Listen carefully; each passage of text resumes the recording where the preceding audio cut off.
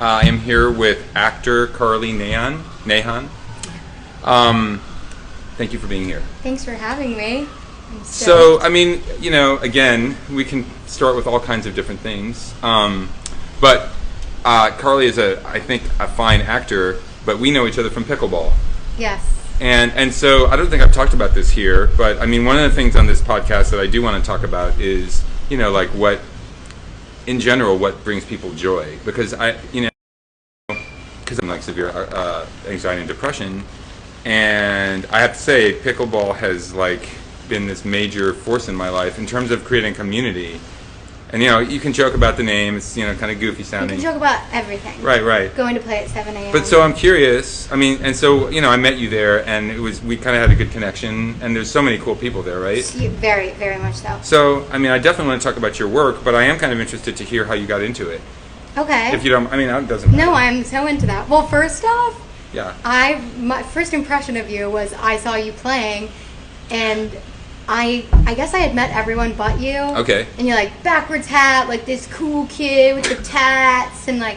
And I'm 54. I was, and he's 54.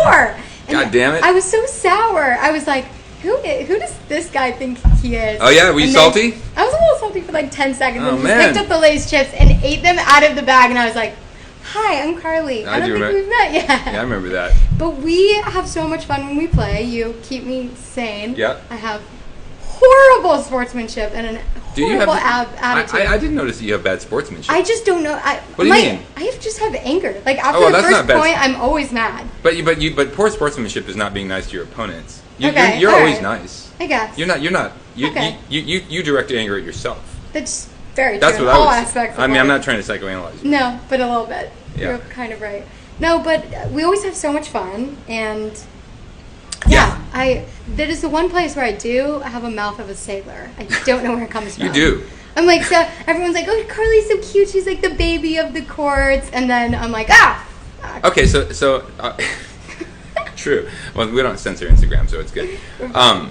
But okay, so in all seriousness, how did I start? No. Well, okay, yeah, maybe I have another question, but yeah, how did you get actually specifically? How did you get involved with it? So I went home to get vaccinated. Where's home? Memphis. Okay. And my dad doesn't play, but my mom plays, and she's like, okay. I want you to come with me.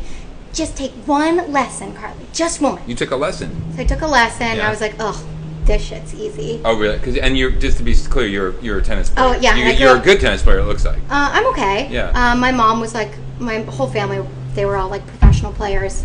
My grandma Professional? designs tennis clothes. That's right, you said that. So I kind of like have it in the blood. Yeah. And I was like so not into it. My mom was like, this is... What about it weren't you into? I was like, this is a joke. This is for old people. Because Right. this court's smaller. I look around, it's all retirees. Like, and it just, Some are good, though. it just seemed so easy. And then I hopped in a game with this guy, Bobby, who became my doubles partner when I was back home.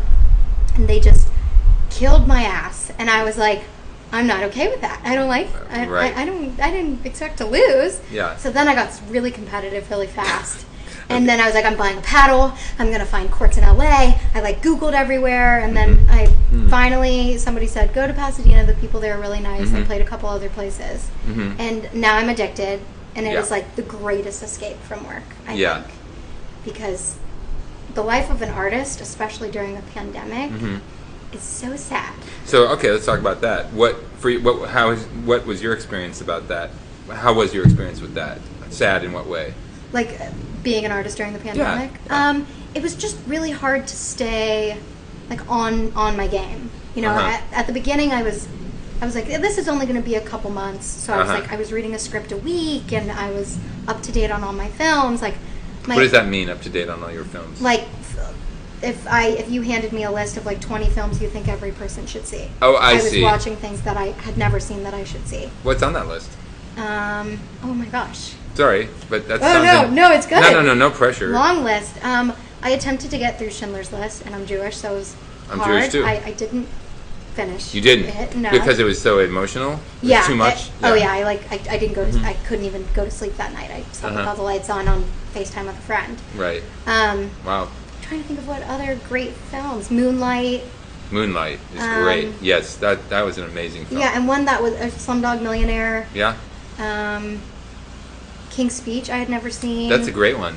Just some yeah. that are random, like they didn't even have to be Best Picture, Mm-hmm. but So I watched a lot of Woody Allen stuff. Like okay, so what do you think about Woody Allen being like canceled and not, like even people like, well, who was it that said they wish they didn't want to work with them? There are a bunch of people. Yeah, Everybody's. Do you have an? I don't want you to like get yourself in trouble here, but no, I'm curious what your opinion is, or do you have my opinion is, I've learned to not judge because I look at my life from an outside perspective of people I'm dating or like the kinds of people that I surround myself with, which is like giant age gap. I have like this old soul.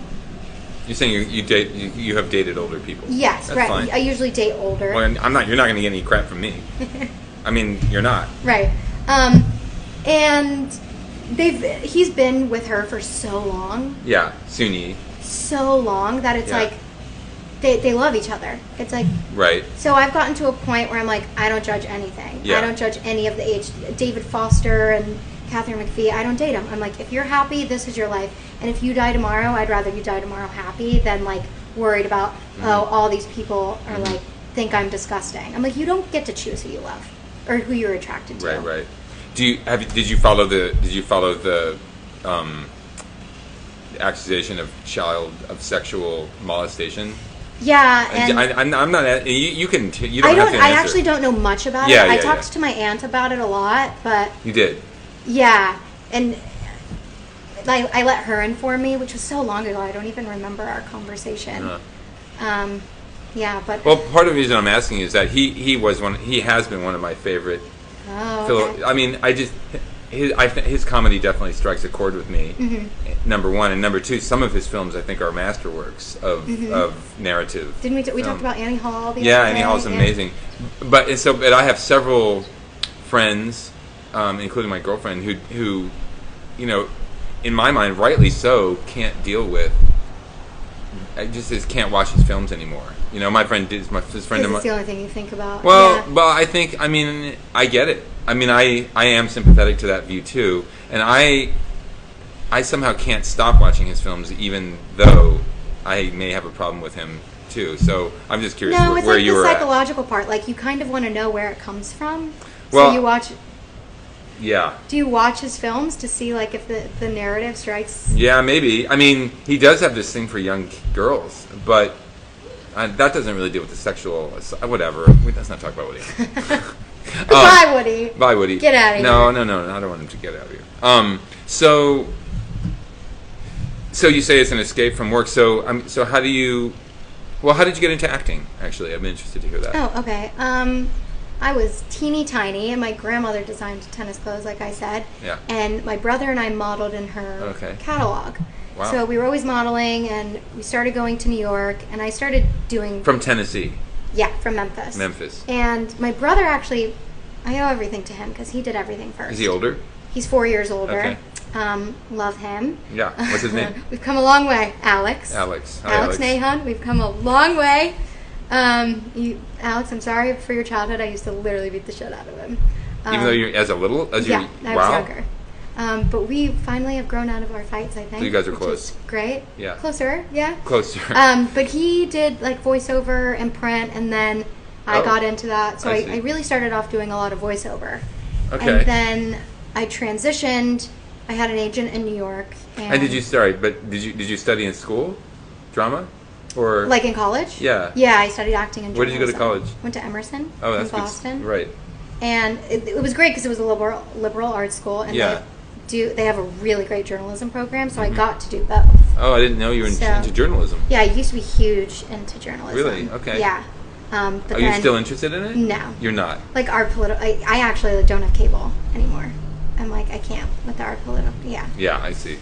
So I've got... Entertainment news is fun, but it's also digging into other people's lives, and I've realized I don't want people judging me, so I'm done digging into other people. How do you deal with the fact that you know that if you get big, you're going to be in everybody's consciousness as a sort of figure, right? I mean, there's no way around that as an actor no. in this. And even playing pickleball, we know people talk about us. So.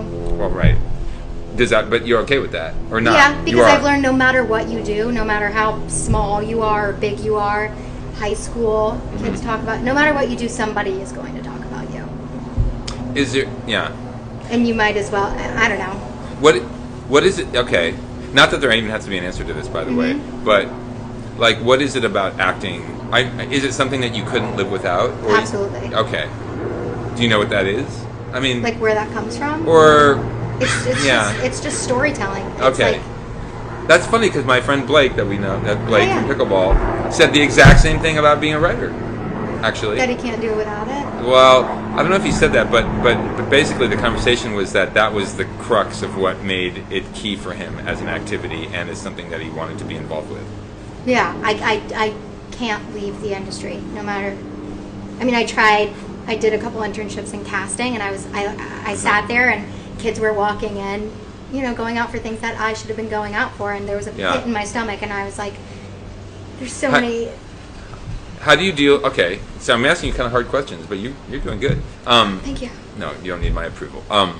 How do you deal with, see, and this is even true in the art world, less so maybe, but actually quite a bit. It's interesting to me how the entertainment world and the art world have they're like parallel streets that may very rarely meet, but there's some very similar characteristics, one of which is a severe ageism. The idea, you think that art is something that you can do until you're dead or dying. And people do. I mean, great artists like Rembrandt painted, or Michelangelo was like carving stone the day he died or something. Yeah. But ironically, in our society now, particularly in the contemporary art world, it is really like favors the young kids, like the hot young things, And it's the older you get, it really is. And I'm not complaining because I'm 54 and I'm excited to get back into the art world, so I'm good.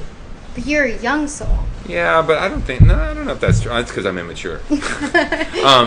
No, what I was going to say was, I'm curious if you have a feeling. You're young now. But if it will fade? Well, no, I don't think it'll fade. I'm curious if you have a feeling about how you might deal with having to face a long career in which you aren't the youngest anymore. Because you seem like, as you said, you're in it for like an internal love of it, right? Which means it's gonna be a lifelong thing.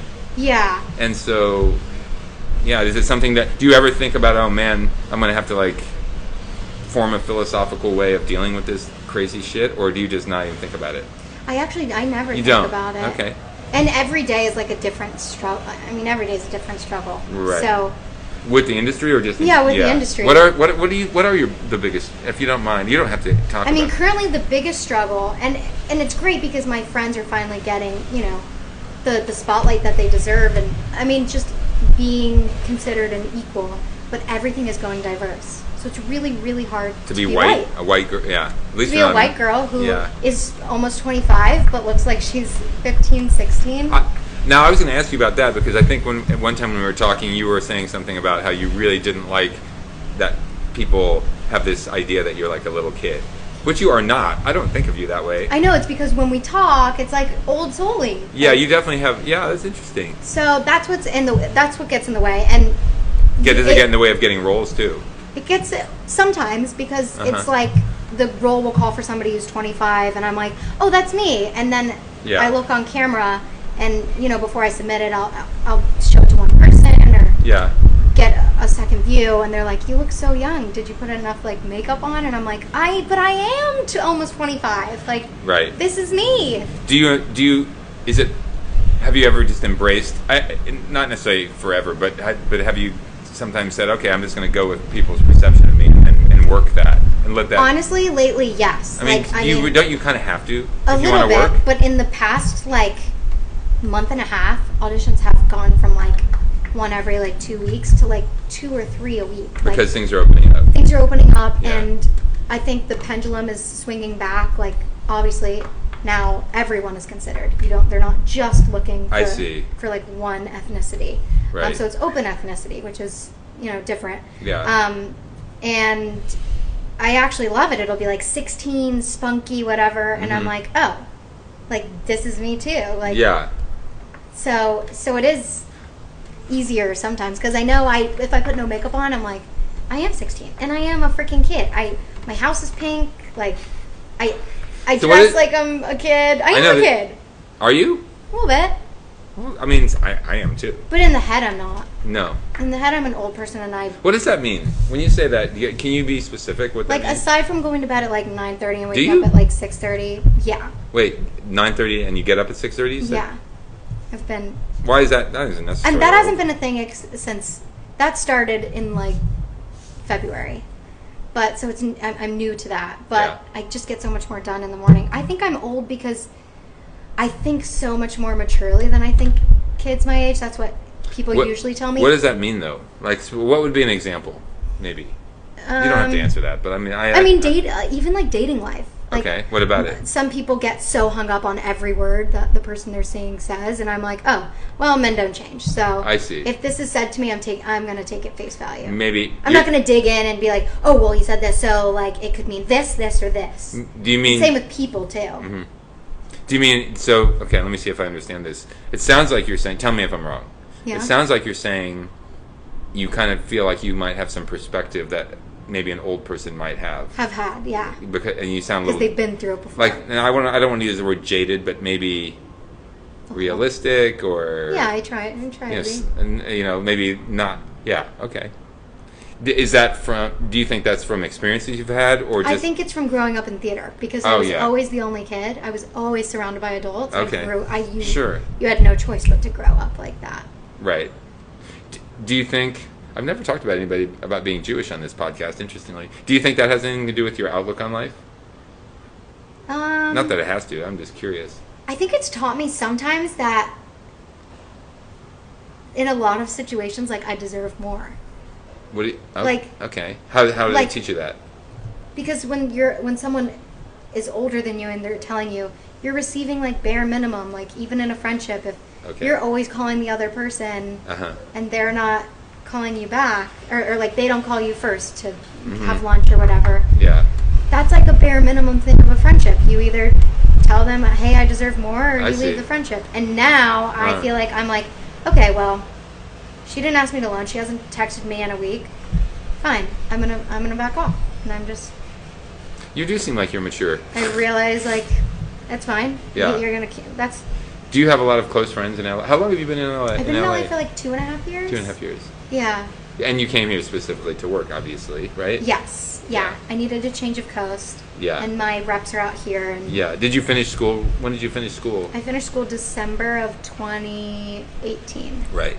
So you pretty much came straight out here. Definitely, like a month later. Right. Did you have super close friends that you left behind, or? All my people are mostly in New York. Okay. From college and my childhood. Everybody went to New York over LA. Even actor people? Yes. Why? Because they're all musical theater or theater based. Okay. Were you more theater? Doing more? Or did you always? A little bit, but I always knew if I was out here and I liked my team, I could be submitted for theater and still be able to do film and TV. What do you like it here? I do. Okay. I feel like COVID has, screwed everything. For sure, yeah. But I do. Yeah. I know everybody talks about the weather, but I'm genuinely more happy than when I was in the dead of winter for like 9 months out of the year. I grew up a lot to you. Yeah. What about and it's funny, I would never in a million years guess that you grew up in the South. I know, because there's no accent. Well, not just that. I mean, people can work on their accents, particularly if they're actors. So I don't know. Like, there's some actors from the South. Well, like I'm thinking of Matthew. Well, I guess Texas is really its own. They're their own people. Yeah, or who's that actress who did that film about? It's like a small. I don't know. I guess everybody's different. I don't know. Maybe it's a Jewish thing too. There's a New York. Maybe because you went to school in New York. Oh, I have a New York feeling. Kind of. Interesting. Yeah, I spent a lot of time there. Do you like it there? I love it there. Yeah. I think I could potentially end up there, but Well, you could be bi-coastal. The dream is to be a bi-coastal. Is that the dream? Bitch. Oh yeah, I tagged it bi-coastal. I think it's funny. I don't know if I ever want to live. My parents are from New York. That's right. You said that. Yeah. And I always, as an artist, particularly in the '80s, that New York, New York is still an amazing art place. Oh, But yeah. I mean, but I don't know, man. I never lived there. Somehow I ended up here. I don't know. I think I like LA better to live. Yeah. No, There's you don't more have to say yeah. space. I actually love driving my car. I hated being like on the train and being like, You did, uh-huh. oh, I want to go on a run in Central Park, but I don't have my workout clothes, so I got to go all the way back home. Where did you live in the city? My childhood place was on 80th and Columbus on the Upper West Side. That's right next to right by the park.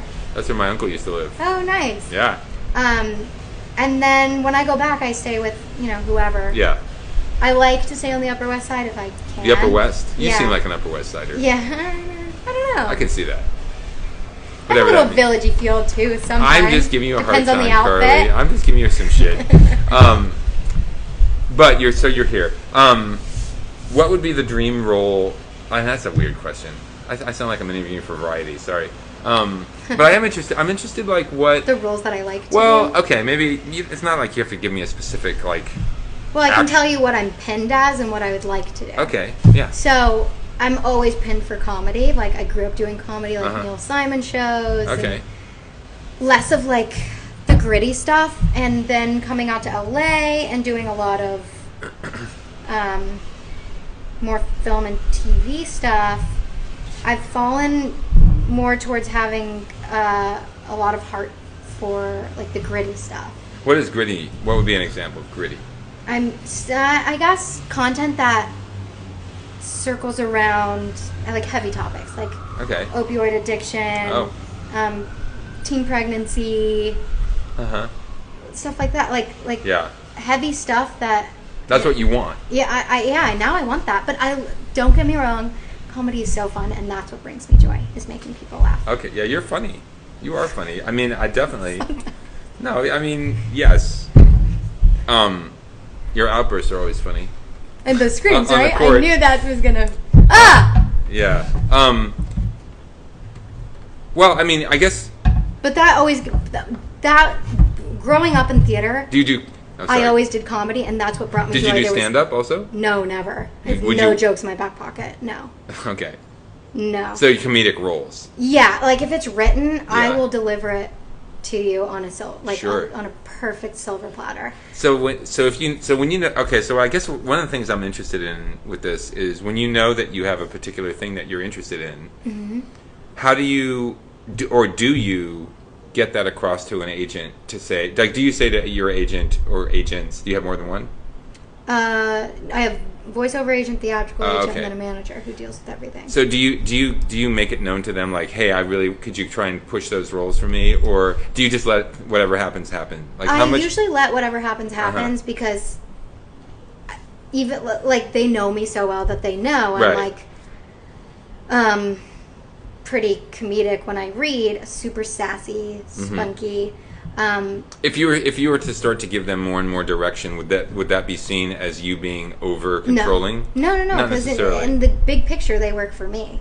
Well, I'm just curious how it But works. during COVID, I taped for a limited series at Hulu, and that was probably the grittiest thing I did. And for a while, everybody thought that it was mine. At very last minute, Okay, wait a minute. As in, I was basically cast for. You were in the role. Like. You did it. Pretty much, yeah. What do you mean, pretty much? So it's like I don't quite. there were no contracts signed. Oh, I see. But for the most part, I was the only one they were looking at for most of the time. I see. And that was like the grittiest thing I did. And I read the book that it was based on. I was doing everything possible. Yeah. Like, it was so dark. And I was like, I like this homework. Because comedy comes so easy to me because I grew up doing it. I see. But most of my favorite movies are, I love Spotlight. Yeah. That's a great movie. Like story. Speaking of journalism. Yeah, speaking of journalism, right? Yeah. And oh my gosh, why did it just leave me? Don't worry about it. What's it about? Maybe I can guess. It's Leo DiCaprio and Shutter Island. Oh my god, Oh, and Shutter yeah. I Island's never saw that one. That's like my favorite movie, and I Why? get so much shit for it. Why do you get so okay? 'cause First, it's so psycho, and it's Yeah. like he's like oddly like funny, but in such a sinister why do way. you? So what do you? I mean, I like fucking weird movies like Tarkovsky. I mean, I'm a weirdo. I like Yeah, party. books too. I noticed earlier. Yeah, but but why do so when you say people give you shit for it, like how? Because they're like, oh, that's not a good movie, and I'm like, why is it? That's not Scorsese's best, and I'm like, everyone has a different opinion. But Yeah, man, I hate that shit. I know, me too. Fuck that. You can't tell me what's good and bad. Also, I mean, I sometimes have a feeling that when people say it's not a good movie, they mean it's not a 3-act formula, cookie cutter thing. You're right. And do you like so not that you should, but do you like non-Hollywood film too, or is that something you're not that? You mean like foreign films? Yeah, or like French New Wave or Italian neorealism. I've never really been too introduced to that. My dad used to take me to some foreign films growing up. Yeah. But I was so young, I think, and I was a okay. little detached. Well, there's this. Not that you should watch this. I wonder. I guess this just popped in my head from this conversation. There's a French director. I think he died just a couple years ago, named Eric Romer. His name doesn't sound French, but he is French. Who is, I think, one of the best French directors ever. And he does these films really about relationships and his storytelling abilities, but in a non-linear way. And you really get involved with these characters, and they're so realistic and so beautifully shot, but very quiet. No music much of the time at all. Oh, wow. None. And they're often these weird love triangles, and they're situations that I've been in, and they are fucking realistic, man. But he has heart. Like, he's compassionate. He's able to be very dispassionate and neutral. But which is what we need. I'm so sick of watching all this romantic stuff. I kind of like the romantic stuff too now. Oh, you See, do? I didn't used to like it. I've been watching K-dramas. Oh, you said that. I love them. They're amazing. Okay. Talk about storytelling. They're good. I guess, so here's the thing. Like the people who give you shit about Shutter Island or whatever, in general, this is my new thing. Now, this is a slight tangent, but we'll come back to what, this is a question in there somewhere. Like, for me, my background is that I used to be a bit of a snob, or a real snob, and I didn't like popular entertainment. So I hated Disney. I hated any movie where you knew what the ending was going to be. Because you could predict it. Yeah, but you know what? I out. was full of shit, in my opinion. I'm serious. I think I was just making my world smaller and justifying. A lot of it was just I wanted to feel like I was above you were the pretty people. narrow-minded, yeah. And so, to me, I don't want to tell a long story, but after my recovery, I realized that things that are predictable. Okay, backing up. There's a writer named Borges, this short story writer, Argentinian writer, who's one of my favorites, and he, in one of his lectures, the Norton lectures at Harvard, was talking about ancient epic poetry, like the Odyssey or whatever. Oh, yeah, I read the Odyssey. Yeah, we've all read it.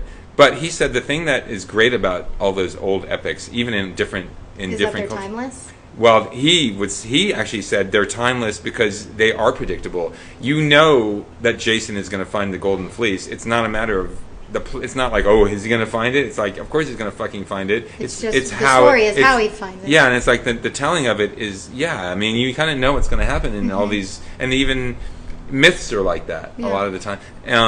So I was just like, man, I missed the memo about the human quality of Hollywood films, and they're predictable and they're popular because they're serving a human need that people have. Yeah. And I'm just like, I have a totally different attitude now about that. I really do. I still love Eric Romer. I still love Tarkovsky. Very obscure, dark. As Blake says, got to be in the mood. It's great, but you really got to be in the mood, and you're not in the mood all the time. Yeah. And a K-drama or Disney kid show is equally profound in its own way. Yeah. You might not, I guess you have to like the delivery system, and some people don't like it, but I don't know, man. I don't see why you can't like French film and Disney. Why can't you like both things? Right. So my question, now that's what's set up. Uh-oh. Here's a hard question. No, it's not a hard question. Okay. But the question is, do you there seems to be, in general, whether it's entertainment or art, this idea that you have to choose a particular taste and stick to it, and that you can't jump ship.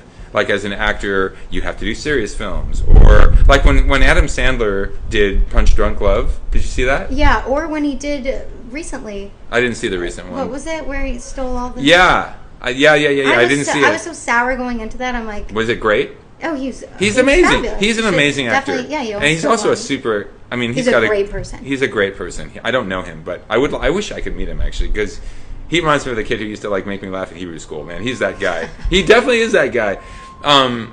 But man, the against the grain role in Punch Drunk Love was fucking genius, man. Not just There's on his a lot part, of those now. but Paul Thomas Anderson, right? Oh yeah, He's direct. Yeah. Anyway, so my question is, how do you feel about the tendency to try and like put you in a box as an actor, or do you not feel that way? I feel like I'm put in a box. Even when I show up at the pickleball. Well, that's what I'm courts and saying. I say I'm an actor. They're like, "Oh my gosh, you would be so perfect on Disney Channel," or like, "You're Right. such a Nickelodeon iCarly kid." And I'm like, "Yeah, I do that, but actually, I don't go out for that stuff at all. Right. I really go out for like this. I told you like the. But in all fairness, you do kind of dress that way. And I could do that, but if I did that, I would then get stuck in that box. Right. Because a lot of those, Yeah. it's like the people on soap operas. Yeah. Like Sonny Corinthos. Where is he? I don't know who that is. He's on General Hospital. And Okay. He's gorgeous. Do He might be 1 year older than you. Oh my God. Okay. Or Grey's Anatomy. She is Grey's Anatomy. She doesn't do movies. She doesn't do much else. That thing, and But- yes, yeah. she is fine financially the rest of her life. But She George produces, Clooney she does everything. beat that because he was Right. right. So what does it take to beat that? Okay, in your opinion, what does it take to beat cast? And then it's like, what do you have? What like? Why do you think George Clooney was able to be George Clooney instead of like Mr. What was the show? or what was the show he was on? There was a doctor show. Chicago. No, you don't even know it, do you? See, Was okay. this young George Clooney? Yes, you don't. Yeah, you don't even know it. I know young Patrick Dempsey. Blew up. Whatever. No, I no. See, I can't. Well, somebody in the. I know I can't watch the chat. But he just did Catch 22 with Who did? Chris Abbott. Yeah, I saw it. Oh my gosh! Like Yeah. he was funny. He's really funny. I mean, so. All right. Well, So how am I going to break it? Well, I'm not saying how are you going to. I think a lot of it has to do with your training. I actually really do. How so? So, I mean, in college, wherever you are, if you're at a conservatory program like at NYU or Juilliard or Boston Conservatory, whatever like that, I went to a liberal arts school. So they teach like, I want to say there wasn't like one straightforward curriculum for one method. Okay, acting wise. Right, but I grew up at Strasberg. I mean, I was like... Lee, I know that name. Yeah, but I did it when I was like 8 or 10. I had Yeah. just finished Walk the Line. I mean, I was there with adults. What is Walk the Line? The movie. Oh, Yeah, Joaquin Phoenix. Yeah. That's a great movie. I was his sister. So when I finished that... Wait, you were in the movie? I was in the movie, yeah. What? Oh, yeah, I didn't know that. I was his sister when they were kids. Wait, Carly, why didn't you say that? Because, no, I don't know. I'm impressed. Thanks. That's cool. Wow. Was that your first big role? it was before that. I was in 21 Grams. It's like I saw that. I got With killed. Sean Penn? Yeah, I was the daughter. Wait. I saw that. That's a good movie. You know, I never tell people like my stuff. Why don't you tell them? I don't know, because they're like, "Oh, why has it been 10 years since you've done something?" And I'm like, Okay. I went and had a real childhood. I did theater, and But Carly, don't you think those are things to be proud of? I am proud. Yeah, I'm hard on myself. Yeah, I don't want to give you a hard time. but we're working on it. Yeah, no, I'm proud. I know that. But I am curious. Those About the training. Yeah. Yeah. So after that, I did a intensive at Strasberg, and that I mean, it doesn't matter how old you are. I don't know. I think if you got it, you got it. It's like comedy. You either have the timing or you don't. I don't think you can teach timing. But with that method, it just instantly clicked. It's like substitution. I don't know what I mean. I'm not. So Strasberg's like all about substitution. What does that mean? So it's like for us non-actors. I'm trying to relate of some it to a scene. Oh, I can talk about this. I Okay. talk about it all the Yeah. time. So let's say we're in a scene, Uh-huh. we're together, but you leave me. Okay. I don't know why you leave me. You don't tell me why. There could be another woman or whatever. Mhm. I've never been left. Oh. I know I'm not. You that mean as you being the actor? No. As me being Carly. Yes, that's in what a I mean. relationship, I've never. So been you left. can't relate to the I've character. only left people. Gotcha. So I can substitute it. I see. So I usually I always use the same story. It gets me every time. I substitute it with my parents are divorced. Did they got okay? They got into it while I was playing soccer, and all the kids saw, and they Oh. saw my mom drive away, and my dad was chasing her car, saying it was his time with the kids. Wow. And that was like the first time I was like, oh my gosh, this is someone fighting for me. Right. you don't, and in the scene, you don't fight for me. Ah. So I substitute that with what happened there and my mother leaving, and I'm like, is that her leaving? And then you get, then the emotion is real.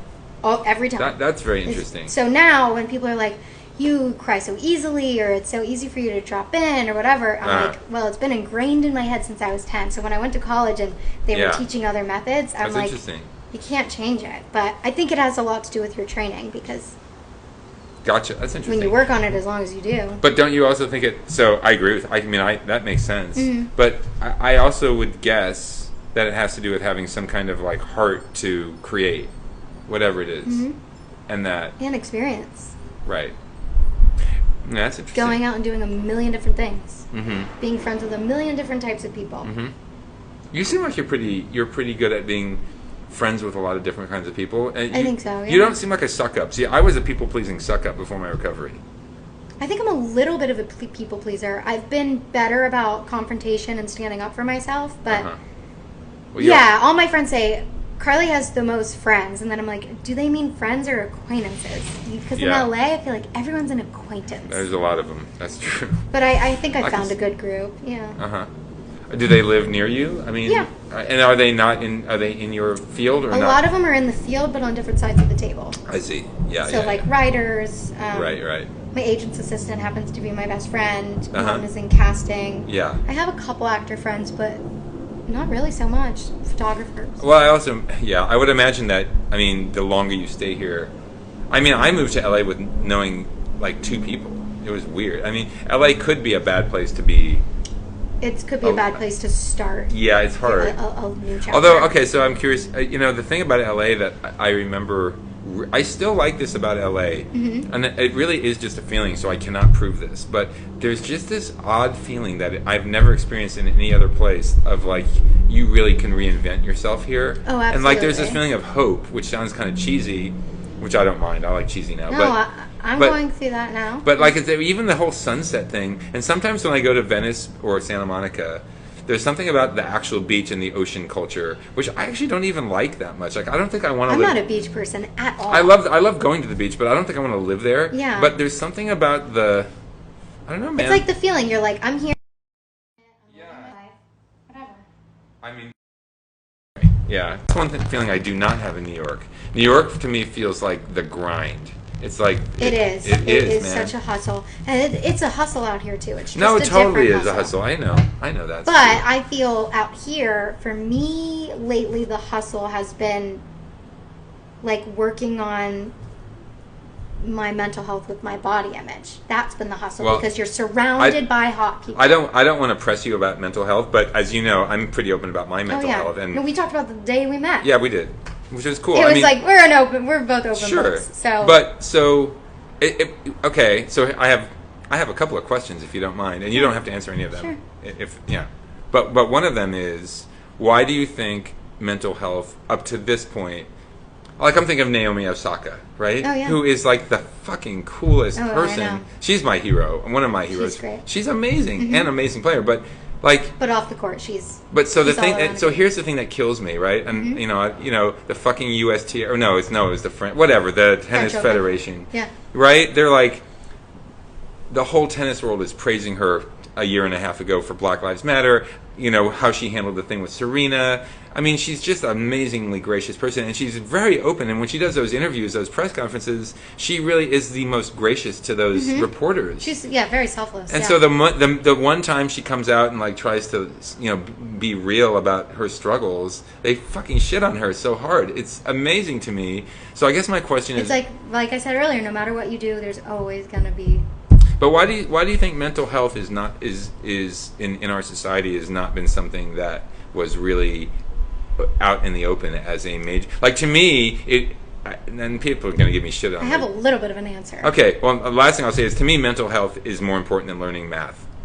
Or it's equal. I shouldn't say more. I agree. Do you use any of the geometry you use? Yes, I do. Oh, okay. Geometry is important. Oh, yeah. Okay. But anyway, but the other stuff, calculus, all that. Do you no, use I don't. that? But exactly. So what's your answer? I think the answer is social media. Could you? I think, especially in LA, there is like a sense of people are so different on the social media apps than they are in person. I see. And they're trying to be the person that they are on the apps. Like But- this perfect yeah. cardboard cutout of who they dream their life to be. Right. And everybody ignores it. It's like I can post a picture of I lost like Mm-hmm. 13 pounds and everyone's like, OMG, hot damn, OMG, date me. You know, friends will blow you up and gas you up and all of that. But you post that because you're looking for other people to validate you. Yeah. That is Is that your biggest struggle? Like body image? Or a struggle? personally, oh yeah, Yeah. at this point in my life, it's the biggest Well, struggle. I mean, right. And aside from the industry, it's like, I mean, No, the yeah. camera's going to add 10 pounds, whatever, but it's like, Yeah. how can you not be, Yeah. as an actor, your body is your instrument. I know. Yeah. So- It's amazing. You have to be in shape you or have to. whatever. And Yeah. the Hulu thing required like massive amounts of weight loss because it's about opioid and Oh, it yeah. spans over 6 years. And How'd you do she's that? supposed to be really thin. I was already working on it, and then luckily I got the call soon enough that so I could relax a little. I see. Yeah. But it's hard waking up every morning and walking down the street, and some model's getting her coffee. It's like Yeah. I'm almost 5 feet. I will never be a model. But would you want those roles that they're going to get? I mean, I guess Honestly, no. I was but gonna say, because but it is. The social media makes you compare yourself yeah, to yeah, people, yeah. and No, I think, of course. and jealousy is a thief of all joy. That's such a saying. Yeah. And I'm like not about jealousy. Yeah. You don't seem like you are. Because I mean- it is such a waste of energy. Yeah. I mean, you'll just spiral in your Yeah, head. but come on, Carly. I mean, there's a lot of people who can't do that, and I think I was one of them earlier in my life. It might have been because I took rejection so much as a kid. I mean, when you're Yeah. auditioning since the Oh, age of yeah, like okay. 4 or 5, Right. you hear the But word some people no some more people than get most rejected people. and they are wounded forever. I mean, I'm not judging them. No, that's a good point. I don't know. You seem kind of tough. Would you say you're tough? I'm a tough cookie. I you're- take no pretty well. Uh-huh. I might be butthurt for like. Well, butthurt. You get it. It's You like get when you over it scream for on the like court. Oh yeah, I'm over it. Next point. We're on about something else. Right. Different shot. Yeah, it is. I tell you one thing. Actually, it is one. I didn't realize this until you kind of just framed it for me. One of the reasons I like playing doubles with you is that you actually get over shit really fast. Yeah, it's like on to the next. Yeah. Yeah. If And, it's not going to matter in 5 years, don't spend more than 5 minutes. well, but even in the context of a game. Yeah, 5 seconds.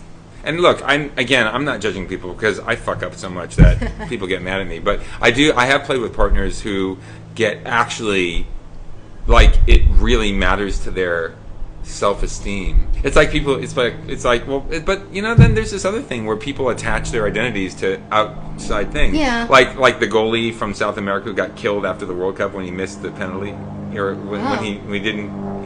I mean, Crazy. Like people- extreme. yeah, but I mean, yeah. So like that kind of pressure, I wouldn't want to be under either.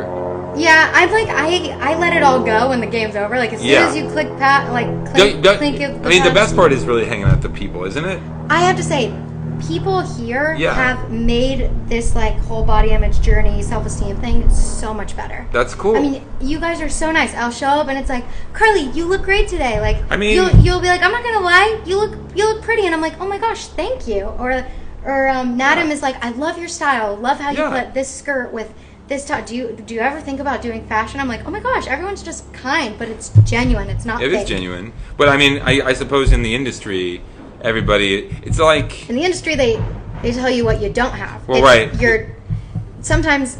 Recently, actually, it does feel good. I got "You're Too Pretty," and I was like, "Wow, I never ever thought I would ever from hear somebody that. in the industry. For a role." Oh. It's like Oh. "You're too pretty," and I was like, "That's really kind." They're really hot now. It's like I'm on camera. I'm like more cutesy than I am like 30-year-old sex pot. I said as you get old, then the kind of, I mean that, like when I was growing up, my mom used to take us to ballet. My mom is from New York, and she would always take us to shows. And I was lucky enough to see Baryshnikov and Nureyev both wow. in live, which I mean when they were really like in their prime. Yeah. They're amazing. Baryshnikov's a cool guy, but I don't know if you follow ballet or at all. A little. But bit he's when I was also, a kid. first of all, he's a really good actor, and he really fucked his body up. I mean, being a dancer from that young. well, he was doing Balanchine. I mean, he was doing the worst shit that's bad for your body. Anyway, but, he reinvented himself as a contemporary, conceptual dancer, and he's amazing. And what's the name of it? I don't remember now. But I like his example as somebody who, because acting could be if you typecast yourself as a young role person, you could have a limited shelf life as an actor unless you grow into your Right. mid-age or whatever, right? So I guess Like when I'm 30, I'll still look 25 probably. yeah, You know, but that when you're type of 50 thing. or 60, who knows what? I guess my point is, you don't really know what you're going to look like. No, you don't Right? know what's going to happen tomorrow. Right, but I mean, because actors age different ways. I always think it's interesting to see how they age. I mentally feel like I've already aged a lot, and But don't you think it's different if you physically age as an actor, where you have you can't? I guess you can do I guess now with surgery, people. I mean, that's another interesting thing about our society is. Christian Bale. I mean, Wow, that guy's crazy. He's amazing. I love him. Oh I my think God, yes, he's a genius. I mean, I would use that word for him, wouldn't you? Yeah, I think so. I You know mean, who else I think is a genius? Who's that? Adam Driver. Oh yeah. And I used to be so anti him. Why? I don't Just because you didn't know. like him, or just? I guess so. And then I started watching Girls, and actually what made me fall in love with him was I watched his audition. Oh. A 7-minute video on YouTube, and I was like, it's probably the best audition I've ever seen. That's interesting. Hands down. Did you know he was a Marine? Yeah. He's a cool guy, man. And all these people come from different fields. Like Right. Bradley Cooper was an English major. Bradley Cooper's great. I mean, I don't know, man. I admire actors great. I mean, I admire anybody who does what they do. To be honest with you, It's just that spark of like That's right. having. Like, But I think the design, like you're like, here's a story, and it has to be told, and it has to be told now. But see, the thing is, for me, I come from a family of musicians, so performers, I am not a good performer. Like, to me, this is not performing. I don't get nervous for this, and I don't get nervous to teach. But I can tell you that the first time I played a varsity tennis meet, I double faulted 45 times. My legs felt they were fucking Or your bar rubber. mitzvah. My fucking bar mitzvah. I know, no. Yeah, I mean, so, like, I mean, as a painter or an artist, I get to fucking edit off camera. And I get to destroy shit that I don't want people to see. Mm-hmm. Now, I guess you can technically do that if you're making Forget films. lines on But stage. you know, yeah, man. I mean, I am just like I tip my hat to people who are performers because that's like a high wire act all the time. Mm-hmm. I No feel like net. I'm always performing. Like Yeah, you do. I'm someone who's Marissa's like that too. They say that like you're always. I mean, on. Marissa, I had to stop playing. I was playing doubles with Marissa today, and she made me laugh so hard I had to stop playing. She is hilarious. I love that. She's really. I mean, she's super talented too. I don't know. You guys are. It's interesting. I like. Yeah, and it's like that. Like I can talk to anyone. You Right. kind of have that too. I Oh, kind of feel like you can just. I do like talking to people. Every time I'm on a plane, I end up facing. I can. Every time. Okay. I'm like, it's a morning flight. If it's a night flight, good night. Leave it alone. But like, if it's an afternoon flight, like. This always happens at the end of the Oh, podcast. it's Every great. fucking time, man. The garbage. Okay. You- All right, we just have 2 the minutes jack- left. jack Is there anything that you wanted to clarify or say that you haven't? Is that? It doesn't have to be. I don't think so. Okay. Well, I think we should have another one sometime. Love pickleball. Yeah, pickleball's the best. Thanks so much for being on. Thanks for having me. And thanks everybody. Tune in next time.